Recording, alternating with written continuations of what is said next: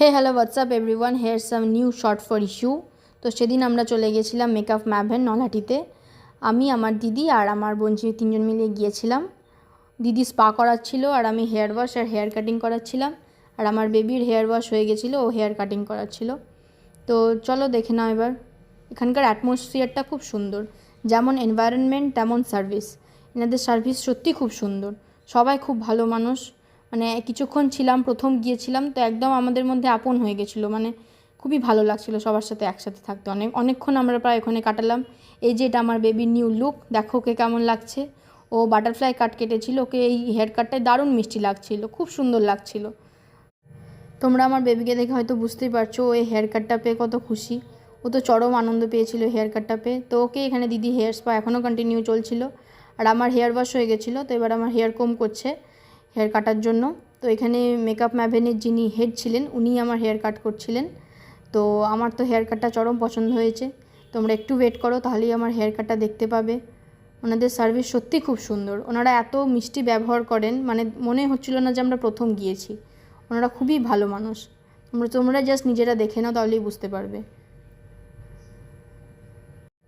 এখানে আমি hair cut করছি আর দিদি তো বসেছিল, আর আমার বেবি এখানে খেলে বেড়াচ্ছে। তো আমার এখানে ফার্স্ট রাউন্ড হেয়ার কাটটা হয়ে গেছিলো, দিয়ে উনি হেয়ার ড্রাই করছিলেন। তো দেখো তোমরাই কেমন লাগে। তো এখানে আমার হেয়ার ড্রাই করতে করতে আমার দিদির মনে হলো যে পেছনে আরেকটু কাট করলে ভালো হয়। তো সেটারই আমরা প্ল্যান করছিলাম যে কী করব।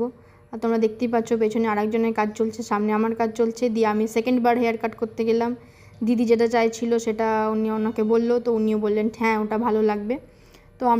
তো আমিও বসে পড়লাম সেই হেয়ার কাটের জন্য। তো আমার সেকেন্ড টাইম হেয়ার কাট চলছে, আর বেবিকে তো দেখতেই পাচ্ছ তো খেলে বেড়াচ্ছে। এরপর আমার হেয়ার সেট হচ্ছিলো। আমার হেয়ার কাট পুরো কমপ্লিটলি ডান, এবার আমার হেয়ার সেট হচ্ছে। আর তোমরা একটু ওয়েট করো আমার লুক দেখার জন্য।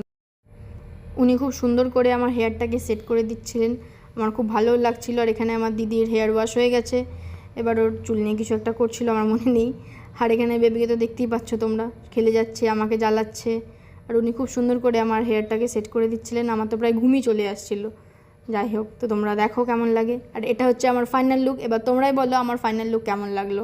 আমি ফার্স্ট টাইম পার্লারে গেলাম, ফার্স্ট টাইম হেয়ার কাট করলাম, সবটাই আমার ফার্স্ট টাইম ছিল। তোমরাই বলো কেমন লাগলো। আর এখানে দিদির এবার হেয়ার ড্রাই হচ্ছে। ও একটু চুলটা জাস্ট ও টাচ আপ করেছিল, পুরোটা কাটেনি। আর এখানে বেবিকে নিয়ে মানে মডেলিং চলছিল, ওনারা মানে বেবির শ্যুট নিচ্ছিল। তোমরা দেখতেই পাচ্ছ, এই দেখো এখানে শ্যুট নিয়েছে ওনারা। যাই হোক, আমরা এখানে খুব সুন্দর টাইম স্পেন্ড করলাম সবাই মিলে। এখন আমরা বাড়ি যাচ্ছি। তোমাদের ব্লগটা ভালো লাগলে তোমরা লাইক করে দিও। দ্যাটস